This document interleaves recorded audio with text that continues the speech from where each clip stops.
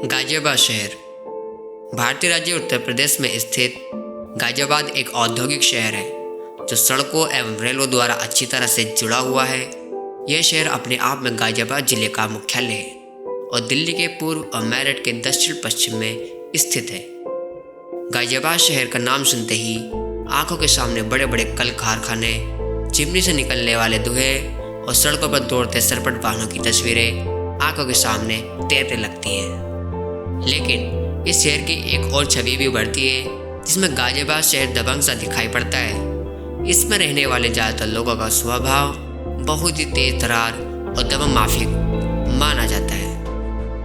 गाजियाबाद राष्ट्रीय राजधानी नई दिल्ली से 40 किलोमीटर और राज्य की राजधानी लखनऊ से 530 किलोमीटर की दूरी पर स्थित है। दिल्ली को उत्तर प्रदेश से जोड़ने वाले मुख्य मार्ग पर दिल्ली के निकट ही स्थित होने के कारण इसे कभी कभी उत्तर प्रदेश का साया भी कहा जाता है। गाजियाबाद हिंड नदी के तट पर बसा हुआ है जो नगर के मध्य से होकर बहती है और इसे दो हिस्सों में विभाजित करती है। गाजियाबाद उत्तर प्रदेश के प्रमुख औद्योगिक केंद्र में से एक है।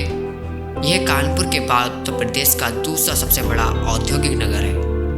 1865 में यह शहर रेल सेवाओं से जुड़ गया था। फिर भी नगर में पहला आधुनिक उद्योग वर्ष 1940 में स्थापित हुआ। इसके पश्चात 1947 में भारत की स्वतंत्रता के बाद के 4 वर्षों में नगर में 22 अन्य कारखाने खुले। इस विकास का मुख्य कारण नवगठित पाकिस्तान के लोगों का आगमन और वहां के पंजाब प्रांत से व्यवसायों का स्थानांतरण माना जाता है। 1970 के दशक की शुरुआत में शहर में कई स्टील विनिर्माण इकाइयां भी आई जिससे शहर के प्राथमिक उद्योगों में से एक बन गया। स्वतंत्रता से पहले गाजियाबाद जिला मेरठ जिले का भाग था, पर स्वतंत्रता प्राप्ति के बाद राजनीतिक कारणों से इसे एक अलग जिला बना दिया गया। सन 1740 में वजीर गाजी उद्दीन ने गाजियाबाद की स्थापना की। उसने शहर का नाम अपने ही नाम पर गाजी उद्दीन नगर रखा। वह मुगल शासक अहमद शाह और आलमगीर द्वितीय के दरबार का मंत्री था। 1864 में नगर में रेलवे के आगमन के साथ ही नगर के नाम को गाजी उद्दीन नगर से छोटा कर गाजियाबाद कर दिया गया। दिल्ली और लाहौर को जोड़ने वाली सिंध, पंजाब और दिल्ली रेलवे की रेल लाइन को अंबाला से गाजियाबाद तक उसी वर्ष खोला गया था और Ghaziabad railway station east India railway और सिंध, पंजाब और दिल्ली रेलवे का जंक्शन बन गया। इन्हीं वर्षों में यहाँ वैज्ञानिक समाज की स्थापना हुई जिसे सर सैयद अहमद खान के शैक्षिक आंदोलन में एक मील का पत्थर माना जाता है।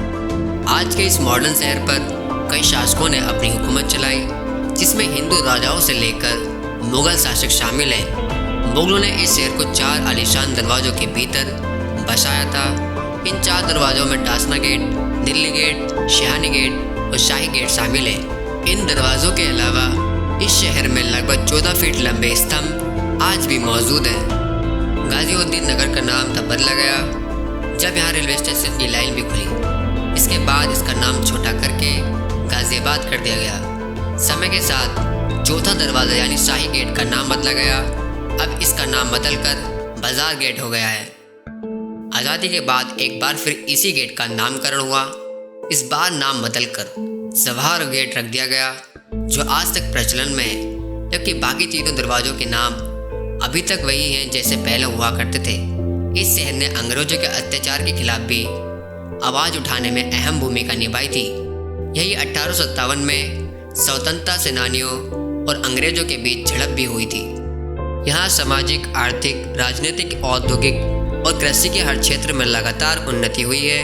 यहाँ पर जिला घोषित होने के साथ ही औद्योगिकरण और इंफ्रास्ट्रक्चर का विकास होता रहा। 70 के दशक में बड़ी संख्या में स्टील मैन्युफैक्चरिंग यूनिट लगातार बढ़ती चली गई।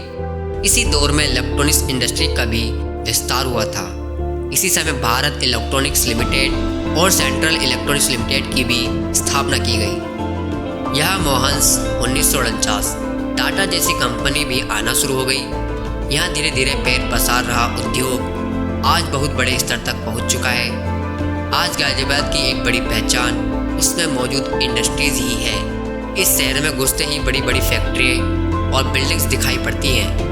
गाजियाबाद को कहीं ना कहीं आधुनिक भारत की छवि भी कह सकते हैं। गाजियाबाद जिसने कई सारी सत्ता बनते और बिगड़ते हुए देखा है। साथ ही आज़ादी के पहले ही इंडस्ट्री की नींव पड़ चुकी थी और आज़ादी के बाद भी इसका लगातार विस्तार होता चला गया। यही वजह है कि आज गाजियाबाद शहर उद्योग धंधों का एक अहम अड्डा रहा है। दोस्तों, ये था गाजियाबाद शहर का इतिहास। आपको कैसा लगा कमेंट बॉक्स में ज़रूर बताएं।